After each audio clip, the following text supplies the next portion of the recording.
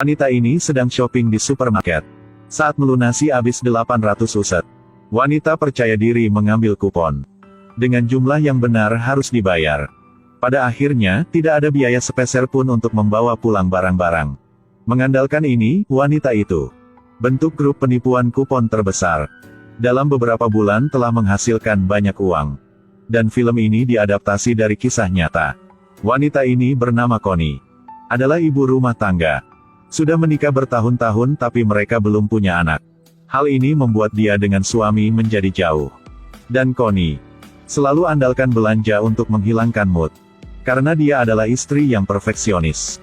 Seluruh keluarga hanya mengandalkan gaji suaminya. Jadi Connie harus perhitungan untuk semua. Pada waktu yang tidak sengaja, ketika dia pergi ke supermarket untuk membeli barang-barang yang diperlukan, mendeteksi kupon yang diberikan supermarket punya lubang keamanan besar. Dapat menghemat banyak uang ketika menggunakannya. Jadi Connie mulai mengumpulkan kupon diskon. Setiap hari akan berdiri di depan rumah. Beli semua koran yang paling baru. Lalu potong semua kupon dari koran. Diedit sedikit. Dengan perhitungan yang masuk akal.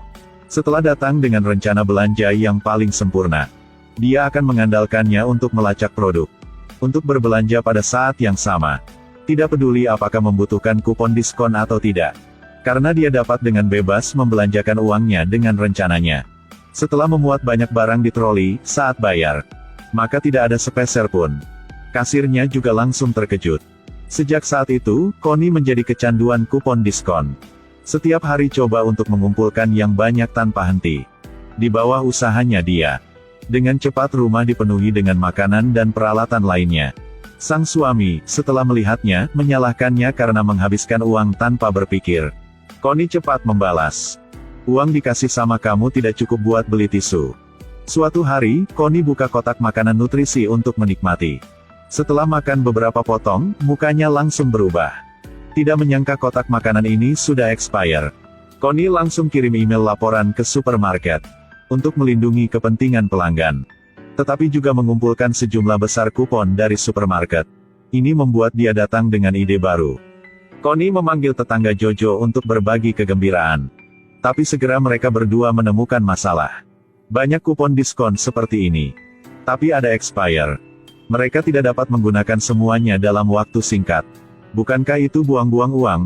Untuk pecandu kupon seperti Connie. Ini benar-benar menyakitkan. Jojo tiba-tiba menemukan cara.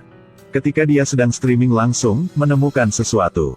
Banyak ibu rumah tangga lain sedang mengumpulkan kupon. Namun, tingkat konsumsi bervariasi dari satu tempat ke tempat lain.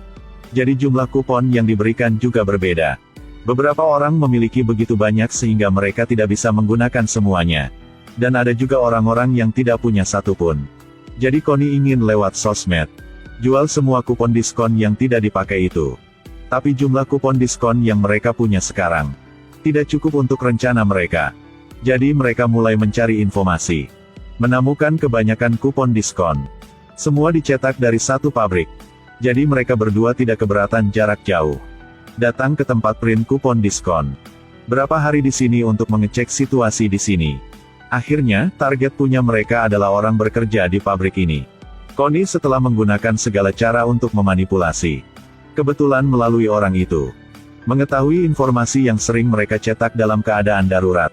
Setelah beberapa saat, kupon diskon kelebihan akan dihancurkan. Dan pria ini hanya perlu tindakan pada saat-saat itu sudah cukup. Kemudian meyakinkan pengemudi truk juga. Pada saat ini, grup penipuan kupon resmi dibentuk. Ini adalah grup penipuan kupon diskon terbesar dalam sejarah. Berdasarkan kupon supermarket. Beberapa bulan kemudian mereka menjadi kaya. Mari kita lihat bagaimana mereka melakukannya. Pertama, Connie membuat satu website yang biasa saja.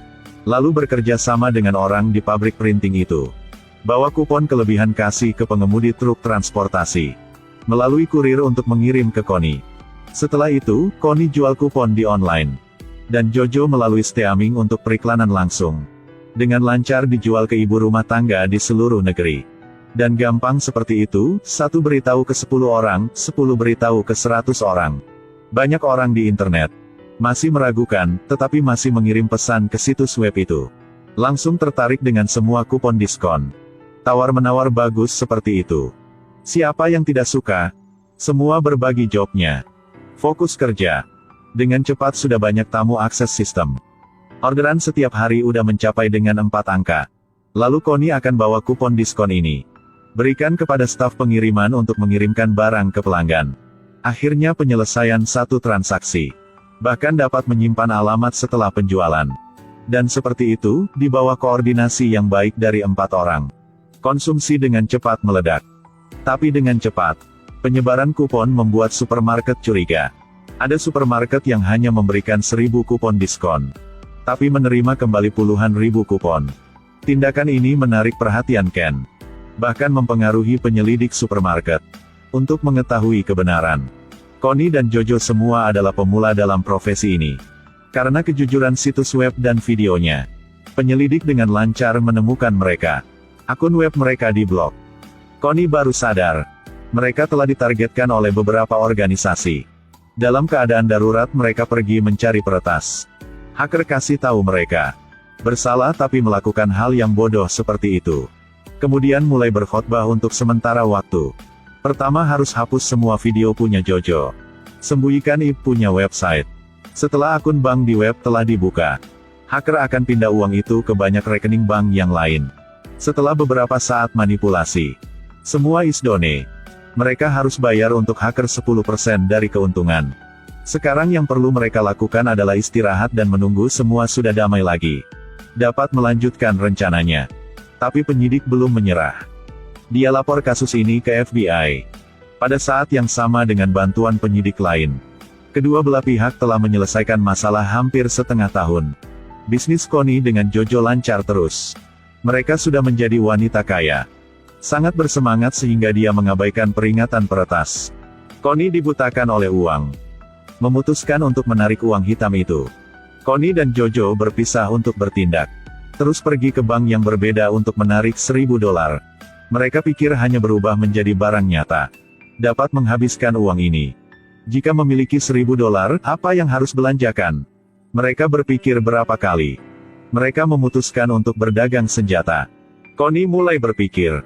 Bahkan membuat pedagang senjata pikir Connie sedang membentuk kelompok tentara. Akhirnya, Connie buang banyak duit untuk membeli 5 mobil sport. Sewa gudang untuk tempat parkiran mobil. Tapi mereka belum habis semua uang itu. Masih sisa banyak duit. Mereka sudah bingung harus beli apa lagi. Tiba-tiba mereka datang ke rumah sakit. Keluarkan $50.000 untuk fertilisasi in vitro. Uang sisa yang belum dihabiskan. Connie umpetin di dalam kotak makanan. Nama perilaku belanja gila mereka berdua. Ditemukan oleh peretas dan memarahi mereka karena kecocokan. Dia mengatur sistem pencucian uang di situs jual kupon diskon. Tidakkan pencucian uang Connie. Hanya membuat polisi akan lebih cepat menemukan mereka. Hacker tidak berdaya. Hanya bisa membantu mereka bersihkan akibatnya. Mereka harus menjual semua mobil dan semua senjata juga. Tidak hanya itu. Mereka membuat promo beli 1 gratis 1. Mereka hanya bisa jual senjata dengan hati patah. Tetapi tidak berharap bahwa tindakan mereka terungkap. Penyelidik supermarket berdasarkan alamat. Sampai ke tempat tinggal punya Connie. Sekalian kumpulkan semua staf pengiriman untuk interogasi. Salah satu dam mereka sering menerima orderan dari Connie. Tapi dia tidak omong apa. Di balik itu berpikir ke wanita cantik Jojo. Dia diam-diam kasih 1 surat untuk Jojo. Informasi intelijen rahasia. Tapi yang menerima adalah ibu punya Jojo. Dia dilacak oleh penyidik. Jojo tidak tahu apa setelah keluar dari rumah. Mobil ini langsung ikut.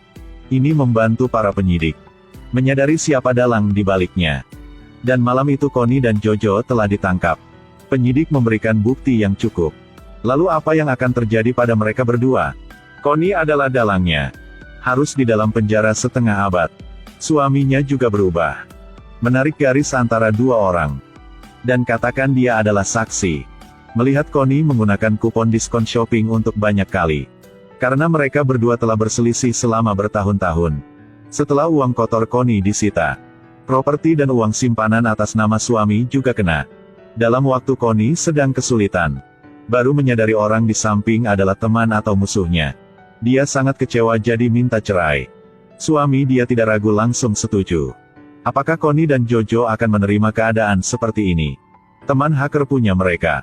Pada saat yang paling penting, mintalah seorang pengacara dengan pengalaman yang kaya untuk membela mereka. Ada alasan mengapa Konis menjual kupon. Dia hanya memanfaatkan celah supermarket. Lagi pula, supermarket punya masalah. Dan Koni tidak salah. Kasus ini baru diungkap. Telah menjadi perbincangan masyarakat. Opini publik hanya di satu sisi. Semua ibu rumah tangga yang pernah beli kupon diskon dari Koni dan Jojo bersatu untuk protes bersama. Jika bukan khawatir tentang biaya hidup, siapa yang mau beli kupon diskon kan? Di bawah usaha ibu rumah tangga, banyak jaringan supermarket mulai menarik tuntutan hukum mereka. Akhirnya Jojo tidak bersalah dan bebas keluar. Dan Koni hukuman dikurangi menjadi 10 bulan dari penjara. Dia sedang hamil anak pertamanya, jadi dia tidak sendirian. Bayi ini dibawa ke hidupnya dengan kupon diskon. Jojo bantu Koni beresin barang. Mantan suami Koni pegang semua harta. Hanya biarkan Jojo ambil makanan dan barang punya Koni. Setelah masuki semua barang ke mobil, Jojo menemukan di dalam adalah cash semua. Jadi hidup mereka tidak perlu khawatir lagi. Film berakhir di sini. Ini adalah film yang diadaptasi dari kisah nyata. Sampai